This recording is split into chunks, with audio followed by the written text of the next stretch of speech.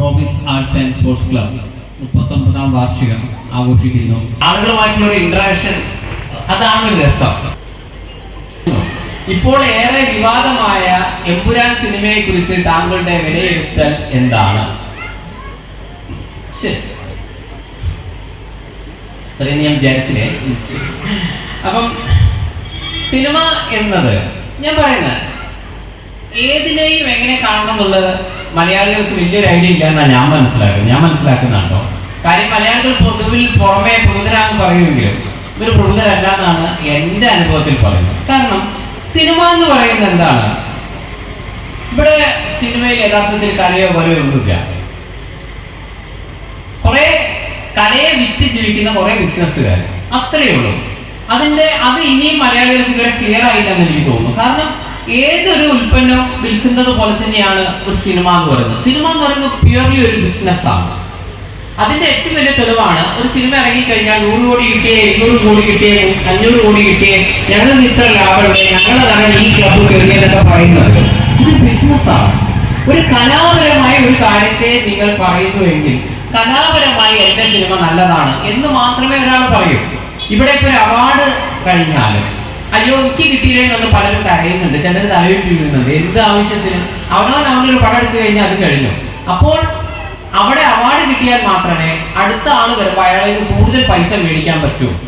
ഇതാണ് കാരണം. കലയെ യഥാർത്ഥത്തിൽ സ്നേഹിക്കുന്ന ഒരാൾ ഒരിക്കലും 5 കോടിയോ 10 കോടിയോ ഒന്നും പ്രതിഫലമായിട്ട് മേടിക്കില്ല.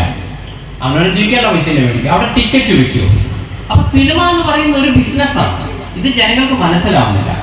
ഇവിടത്തെ ഒരു മസാല ഷോപ്പുകാരൻ അരിയും അവിടെയുള്ള സാധനങ്ങളും വിറ്റ് ജീവിക്കുന്നു. ഒരു ടെക്സ്റ്റൈൽസുകാരൻ തുണിയും മറ്റു സാധനങ്ങളും വിറ്റ് ജീവിക്കുന്നു. ഇലക്ട്രോണിക്സ് ഷോപ്പുകാരൻ ടിവിയോ ഫ്രിഡ്ജോ വിറ്റ് ജീവിക്കുന്നു. സിനിമക്കാർ കലയെ വിറ്റ് ജീവിക്കുന്നു. ഇവർക്ക് പ്രത്യേകതയൊന്നുമില്ല. നമ്മളെയൊക്കെ പോലത്തെ സാധാരണ വിഷമമില്ല. പക്ഷെ ഇവിടെയുള്ള പല ആളുകളും ഇവർക്ക് ഓവർ ഇമ്പോർട്ടൻസ് കൊടുക്കുകയും ഇവരെ ദൈവങ്ങളായി കണക്കാക്കുകയും ഇവരെ അനാവശ്യമായി അനുകരിക്കുകയും ചെയ്യുന്നത് നിങ്ങളുടെ വിവരക്കേടാണ്. ഞാൻ മനസ്സിലാക്കി. അപ്പൊ ഇവരുടെ ചോദ്യത്തിലേക്ക് വരാം.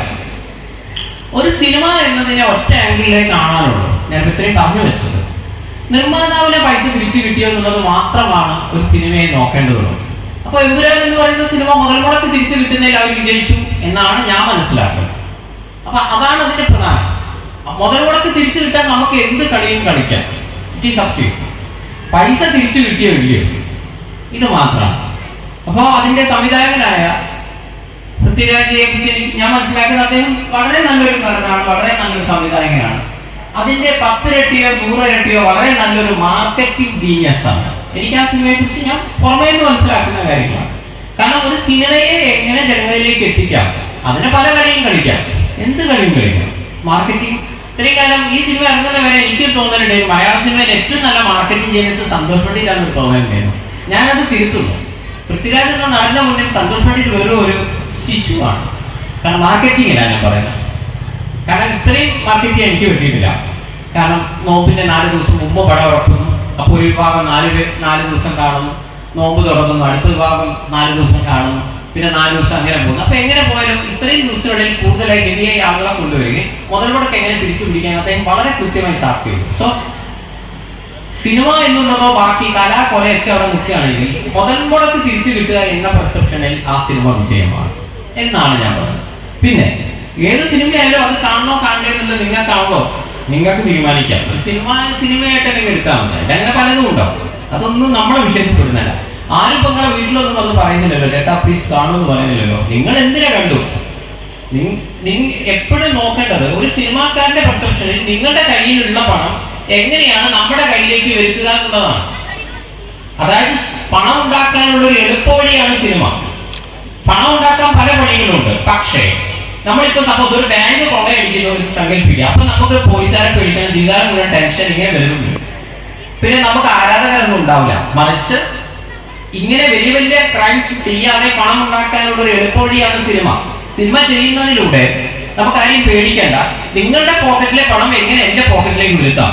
അതിന് ചിലപ്പോൾ വർഗീയത പറഞ്ഞു വരും, അവിടെ ചിലപ്പോൾ രാഷ്ട്രീയം പറഞ്ഞു വരും, അവിടെ ചിലപ്പോൾ കോമഡി പറഞ്ഞു വരും, ചിലപ്പോൾ അവിടെ സെക്സോട് എടുത്തു വരും. അങ്ങനെ പലതും എടുക്കും. നിങ്ങളെ എങ്ങനെ വിഡ്ഢികളാക്കാം എന്നുള്ളതാണ് നമ്മുടെ ലക്ഷ്യം. അതായത് പ്രേക്ഷകർ എന്നുള്ളത് വെറും വിഡ്ഢികളും കഴുതകളുമാണെന്നും ഇവരുടെ പണം എങ്ങനെ നമുക്ക് ഉണ്ടാക്കാം എന്നുള്ളതാണ്. അതിന് പല തന്ത്രങ്ങൾ ഉപയോഗിക്കും. നിങ്ങൾക്ക് ഇഷ്ടമുണ്ടെങ്കിൽ കാണുക, ഇത്രയേ ഉള്ളൂ. നിങ്ങൾ എന്തിനെ കണ്ടു എന്നുള്ളതാണ് അവർക്ക് വിഷയം. അപ്പോൾ ഒരു സിനിമ എന്ന രീതിയിൽ അതൊരു വിജയമാണ്. ബാക്കി നിങ്ങൾക്ക് ഇഷ്ടപ്പെട്ടോ ഇഷ്ടപ്പെട്ടില്ല, ഇനി അടുത്ത സിനിമ കാണുന്നതിന് നിങ്ങൾക്ക് തീരുമാനിക്കാം. വ്യക്തിപരമായി സന്തോഷ് പണ്ഡിറ്റ് എന്ന് പറഞ്ഞ മനുഷ്യനെ, ഇവിടുത്തെ ഒരു സിനിമാക്കാരനേക്കാൾ ഞാൻ ബഹുമാനിക്കുന്ന ഇവിടുത്തെ കർഷകനെയാണ്. എത്രയോ കർഷകർ കടം കൂടി പലരും ആത്മഹത്യ ചെയ്യുന്നു. അവർ അങ്ങനെ കഷ്ടപ്പെട്ട് ധാന്യങ്ങൾ വിളയിക്കുന്നതുകൊണ്ടാണ് നമുക്കൊക്കെ ഭക്ഷണം കഴിക്കാൻ പറ്റുന്നത്. നിങ്ങൾ ആലോചിച്ച് നോക്കി, ഇവിടുത്തെ ഒരു കർഷകർ പണിയെടുക്കുന്നില്ലെങ്കിൽ ഈ പറയുന്ന ഈ പൈസയ്ക്ക് നിങ്ങൾക്ക് അവിടെ അരി കിട്ടുമോ? നിങ്ങളെന്നും ചിന്തിച്ചു നോക്കേണ്ട വിഷയമാണ്. അതേപോലെ സന്തോഷ് പണ്ഡിറ്റ് ഇഷ്ടപ്പെടുന്ന രണ്ടാമത്തെ ഒരു വിഭാഗമാണ് ഇവിടുത്തെ സൈനികർ. ശത്രുവിന്റെ വെടിയുണ്ടകൾക്ക് മുന്നിൽ അവർ നെഞ്ചു പിരിച്ച് അവിടെ കാശ്മീരിലായാലും മണിപ്പൂരായാലും ബാക്കിയുള്ള സ്ഥലങ്ങളിൽ അവർ നിൽക്കുന്നത് കൊണ്ടാണ് നിങ്ങളും ഞാനും ഒക്കെ രാത്രി സമാധാനത്തിൽ ഇവിടെ കിടന്നുറങ്ങുന്നത്. അവരെത്രയോ മഞ്ഞും ഇതെല്ലാം കൊണ്ട് അവിടെ നിൽക്കുമ്പോഴാണ് നമ്മളിവിടെ എ സിയിലൊക്കെ വളരെ ഹാപ്പി ആയിട്ട് ജീവിക്കുന്നത്. എനിക്ക് വ്യക്തിപരമായിട്ട് ആരാധന തോന്നുന്നു ഇവിടുത്തെ സൈനികരോടാണ്. അതേപോലെ ശാസ്ത്രജ്ഞന്മാർ നമുക്ക് നോക്കി അറിയാൻ പറ്റും. വളരെ ചെറിയ ബജറ്റിൽ പോലും അവര് ചൊവ്വയിലേക്ക് ഗ്രഹങ്ങൾ വിട്ടിട്ടു അങ്ങനെ പല കാര്യങ്ങളും ബഹിരാകാശത്തിലും പല കാര്യങ്ങളും അവർ ചെയ്യുന്നതുകൊണ്ടാണ് ഇന്ത്യ എന്ന രാജ്യത്തിൽ ഒരാൾക്കൊരു ബഹുമാനം വരുന്നത് കൊണ്ടാണ്. ഇവിടുത്തെ ശാസ്ത്രജ്ഞന്മാർ നേടിയെടുത്ത പല കാര്യങ്ങൾ ആലോചിച്ചിട്ടാണ് ഇന്ത്യ തരക്കേടില്ല, ഇന്ത്യ ഓക്കെയാണ് എന്ന് പറയണമെങ്കിൽ നമ്മുടെ ശാസ്ത്രജ്ഞന്മാർ പുതിയ പുതിയ കാര്യങ്ങൾ കണ്ടുപിടിക്കണം. എനിക്ക് അവരോടൊക്കെയാണ് ബഹുമാനം തോന്നുന്നത്.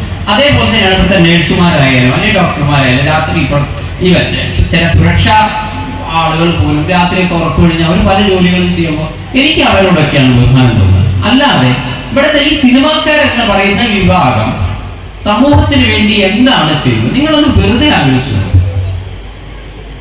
അതുകൊണ്ട് ഇവർക്കൊന്ന് ഓവർ ഇമ്പോർട്ടൻസ് കൊടുക്കരുതെന്നാണ് എന്റെ ഒരു അഭിപ്രായം. നമ്മൾ സിനിമ കാണുന്നത് ജസ്റ്റ് നമുക്കൊരു എൻജോയ്മെന്റിന് വേണ്ടി സിനിമ കാണുന്നത്. എന്താണ് സിനിമ? ഒറ്റവാക്ക് പറഞ്ഞ ഒരു രസം. ആ രസം ആ തിയേറ്ററിൽ നിങ്ങോട്ട് ഇറങ്ങുന്നിടത്ത് അവസാനിപ്പിച്ചോളുക. അല്ലാണ്ട് ഇവരുടെ ഒന്നും വാരി പിടിച്ച് നടക്കണ്ട.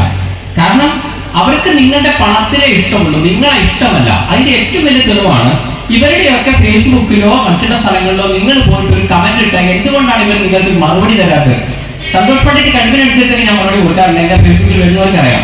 പക്ഷെ ഞാൻ ചോദിക്കുന്ന എല്ലാവർക്കും മറുപടി കൊടുക്കുന്നത് ഈസി ടാസ്ക് അല്ല. എന്നാലും കുറച്ചു പേർക്കും കൊടുക്കാറ്, പക്ഷെ ഇവരൊന്നും ചെയ്യാറില്ല. കാരണം നിങ്ങളുടെ പണമേ ആളുകൾക്ക് ഇഷ്ടമുള്ളൂ, നിങ്ങളെ ഇഷ്ടമല്ല എന്നുള്ളതാണ് അതിന്റെ തെളിവ്. അപ്പൊ നമ്മളെ ഇഷ്ടമില്ലാത്ത ആളുകൾക്കും വേണ്ടി നിങ്ങൾ ഇങ്ങനെ വാലും പിടിച്ച് നടക്കേണ്ടതില്ല എന്നേ ഞാൻ പറഞ്ഞു.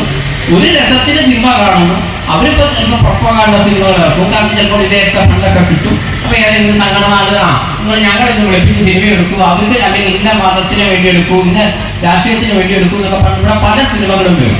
നിങ്ങൾ എന്തിനെ കാണുന്നു? അല്ലെങ്കിൽ മുൻകൂട്ടി ടിക്കറ്റ് ഒക്കെ റിസർവ് ചെയ്യുമ്പോൾ നമ്മൾ ശ്രദ്ധിക്കാം, നമ്മളെ വെടിയാക്കാനാണോ അവർ ശ്രമിക്കുന്നത്, ഇവർ ഈ പറഞ്ഞ പോലത്തെ സിനിമയാണോ? അതുകൊണ്ട് ഒരു അഭിപ്രായം അറിഞ്ഞിട്ട് നിങ്ങൾക്ക് സിനിമ കണ്ടാലും മതിയല്ലോ, അങ്ങനെയും ചിന്തിക്കാം. അതുകൊണ്ട് കൂടുതൽ വെടികളാവാതെ നോക്കാൻ നിങ്ങൾക്കും ശ്രമിക്കാം. നമസ്കാരം.